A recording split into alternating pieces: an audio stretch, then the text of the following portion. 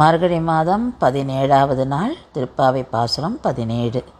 அம்பரமே தண்ணீரே சோரே அரஞ்செய்யும் எம்பெருமான் நந்தகோபாலா எழுந்திராய் கொம்பனார்க்கெல்லாம் கொழுந்தே குலவிளக்கே எம்பெருமாட்டி யசோதாய் அறிவுராய் அம்பரமூடறுத்தோங்கி உலகளந்த உம்பர் கோமானே உறங்கா எழுந்திராய் செம்பொற் கழடிச் செல்வா பலதேவா உம்பியும் நீயும் உறங்கேலோ ரெம்பாவாய்.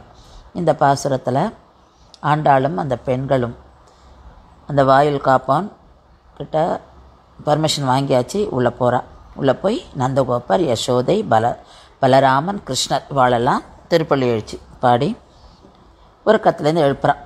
அப்போ ஒவ்வொருத்தரையும் எழுப்பும்போது அவளுக்கான அழகான குணங்களையும் அவளோட உயர்ந்த குணங்கள், அவளுடைய தர்ம காரியங்கள் அதெல்லாம் பற்றி பேசி எழுப்புறா. அப்போ நந்தகோபர் எழுப்பும்போது அவள் சொல்கிறா, அவர் அப்படி ஒரு தர்மம்லாம் பண்ணுவார், தான தர்மங்கள் அவர் நிறைய பண்ணுவார். அவர் துணி, அன்னம், தண்ணீர் இதெல்லாம் நிறைய எல்லாருக்கும் கொடுத்துருக்காராம். அதனால் அம்பரமே தண்ணீரே சோரே அரஞ்செய்யும் எம்பெருமான் அப்படின்னு சொல்லி அவருக்கு அதை பற்றி சொல்கிறா. பூர்வாச்சாரியர்கள்லாம் தாரக போஷக போக்கியம் அப்படின்னு சொல்வா. அதாவது ஒருத்தர் உயிர் வாழம், அது தாரகம், அதாவது உயிர் தரிக்க பண்ணுறது. நீர் இல்லாமல் உயிர் தரிக்காது, அதனால் அது கண்டிப்பாக வேணும், அதை இவர் கொடுக்குறார். அதே மாதிரி போஷகம், அதாவது வாழ்வுக்கு தேவையான அன்னம், சாப்பாடு அது கொடுக்குறார். ஆடை அது இல்லாமல் இருக்க முடியாது, போக்கியம்.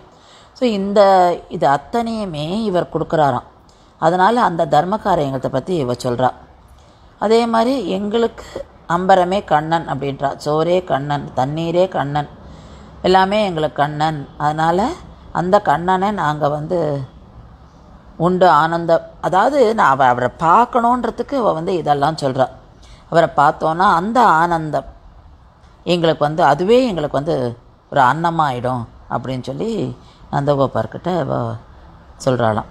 அடுத்தது யசோதை, கொம்பனார்க்கெல்லாம் கொழுந்தே குலவிளக்கே, நீ எல்லாருக்கும் அங்கே இருக்கிற ஆயர்பாடி பெண்களுக்கெல்லாம் நீ ஒரு சப்போர்ட், நீ அவளுக்கெல்லாம் கஷ்டம்னா உடனே நீ புரிஞ்சுப்ப, அவள் எல்லாருக்கும் நீ என்ன வேணுமோ அதெல்லாம் செய்கிற, நீ அவளுக்கெல்லாம்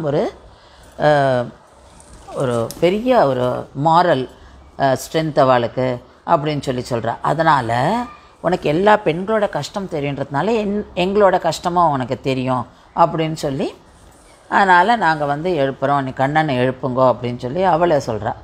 அதுக்கப்புறம் கண்ணன்கிட்ட வரும்போது மாதிரி மகாபலி அந்த இதையை பற்றி சொல்கிறா. எப்படி அவர் திருவிக்கிரமன் அவதாரம் எடுத்து அப்படியே வானையே பிளந்து அவர் ஓங்கி உழந்த உத்தமனாக காமிக்கிறாரோ அதை பற்றி அவள் சொல்கிறா. அப்புறம் பலராமன், நம்ம ரெண்டு பேரும் தூங்குறானாம், பலராமனும் கிருஷ்ணனும். அது எப்படி இருக்குன்னா ஒரு தூங்குற ஒரு பிரஜையை எப்படி ஒரு அம்மா கட்டின்னு தூங்குவா, அந்த மாதிரி ரெண்டு பேரும் கட்டின்னு தூங்குறா மாதிரி பூர்வாச்சாரியர்கள் சொல்கிறார். அதாவது எப்படி ஒரு அம்மா குழந்தையோடு தழுவிண்டு இருப்பாளோ, அவள் யார் என்ன இதெல்லாம் பார்க்க மாட்டா இல்லையா. அம்மாவுக்கு குழந்தை முக்கியம், அதனால் அந்த குழந்தை அப்படியே அணைச்சிண்டு தூங்குற மாதிரி தூங்குறாராம். கண்ணன் இவெல்லாம் எழுப்புறா அப்படின்னு எழுந்துக்கிறா. அப்போ தான் அவளுக்கு புரியுறது, ஓ பலராமன் நம்ம எழுப்பாமல் நம்ம, ஏன்னா கிருஷ்ணனோட அண்ணா பலராமன், அண்ணா எழுந்தால் தான் இவர் எழுந்துப்பார், அண்ணாவை விட்டு தான் இவர் எழுப்ப சொல்லணும். அதனால் அதெல்லாம் புரிஞ்சுண்டு, ஏன்னா அப்பாவை எழுப்புறா, ஏன்னா அப்பா தான் முதல்ல படுத்துட்டுருக்காரு, கிருஷ்ணரை காப்பாற்றுறாராம், அதனால் முதல்ல, அப்புறம் அம்மா, அப்புறம் அண்ணா, அப்புறம் கண்ணன், அந்த மாதிரி இதில் தான் போகணும் அப்படின்றதுனால இங்கே ஆண்டாள் பலராமனை எழுப்புறா. எழுப்பும்போது பொன் போன்ற திருப்பாதங்களை பொலிய விட்டு உறங்கும் எங்கள் செல்வா பலதேவா அப்படின்னு சொல்கிறா.